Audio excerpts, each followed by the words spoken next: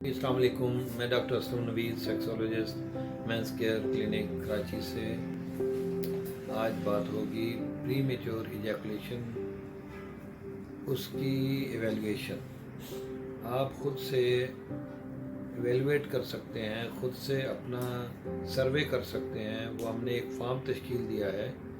वो फॉर्म अगर आप ऑनलाइन ही फिल कर देंगे तो हम आपको उसका जवाब देंगे कि आप कहाँ खड़े हैं, कितने मार्क्स लिए हैं, कितना नॉलेज है आपका उसके बारे में प्रॉपर, और कितना गलत नॉलेज है।